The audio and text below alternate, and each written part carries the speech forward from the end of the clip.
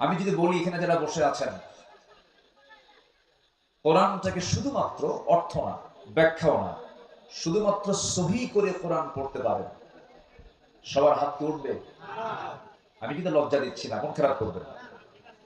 আমি যদি বলি এখানে নন মুসলিম কেউ আছেন, থাকলেও দুই একজন থাকতে পারেন, কিন্তু ম্যাক্সিমাম কিন্তু এখানে মুসলিম। অথচ মুসলিম হওয়ার পরেও, মুসলিম পরিবারে জন্মগ্রহণ করার পরেও আমি আপনি সহি করে কোরআন পড়তে পারছি না, কোরআন পড়তে পারি না। এই দোষ যদিও হ্যাঁ প্রথম ব্যক্তির হতে পারে, কিন্তু অবশ্যই আমি কেন কোরআন শিখতে পারি নাই? একটি রাষ্ট্র থাকার পরেও, যে রাষ্ট্রে একটা আইন থাকার পরেও, যেখানে শিক্ষা মন্ত্রণালয় থাকার পরেও আমি কেন কোরআনটাকে সহি করে পড়তে পারি না? এটার মূল কারণ হলো এই ষড়যন্ত্র আজকের নয়।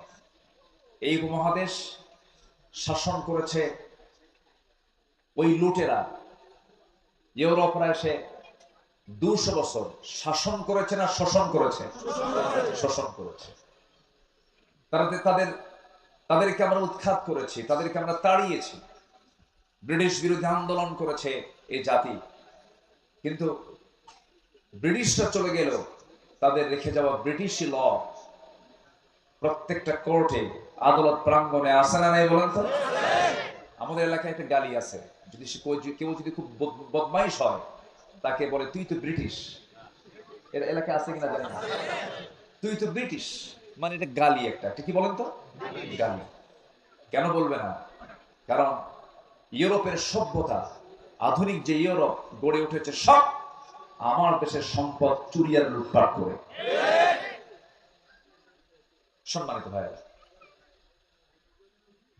সেই ব্রিটিশ বিরোধী আন্দোলন করে তাদেরকে তাড়ালাম, তাদের তৈরি করা আইনকে আমরা এখনো রেখে দিয়েছি, তাদের তৈরি করা সিলেবাস, কারিকুলামকে আমরা এখনো রেখে দিয়েছি।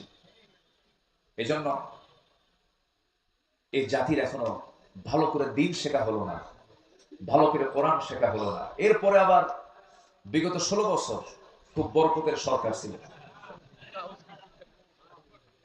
যতটুকু ছিল ইসলাম এটাকেও তারা মুছে ফেলার সমূহ চেষ্টা করেছে। এমন কোন ওয়ে নাই, সকল ওয়ে তারা খাটিয়েছে, কিন্তু সবচেয়ে বড় ধরা কার? আসতে বলবেন না, কার? আল্লাহ আছেন না?